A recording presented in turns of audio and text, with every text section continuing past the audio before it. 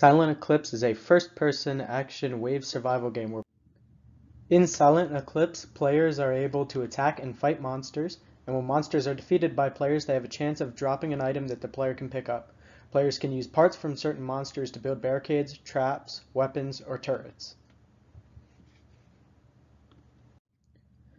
The main goal of the game is surviving as long as possible without dying. Sub-goals are defined by the player but could include something like trying to survive in a certain area for the longest time. Enemies always spawn in waves, and structures built by the player do not regenerate health and cannot be healed or repaired by the player. Lastly, there will be environmental hazards that push the player out of a built-up area to stop them from trying to build up defenses for too long. The main anti-force of the game is going to be the enemies that the player will fight.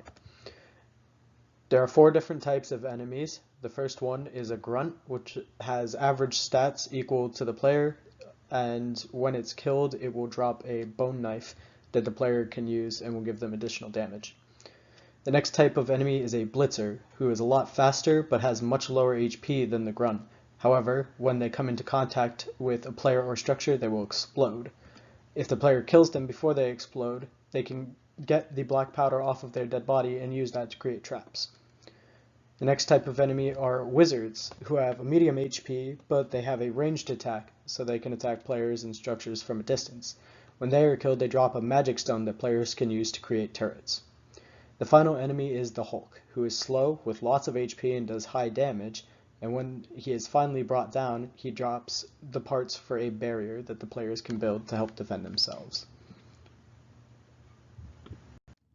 One potential development risk Silent Eclipse faces is where players are going to place the structures.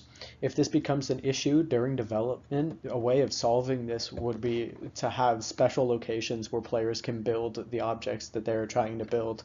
It would limit the player somewhat, but it would still give them the main functionality of the game without taking too much away. Most wave survival games would have the player sit in one spot, build a base around them, and wait for enemies to come and knock it down. Silent Eclipse looks to break this trend, however, by having environmental hazards come in and make the player move their base constantly. And by having barricades not be repairable, it means the player has less incentive to stay in a single area.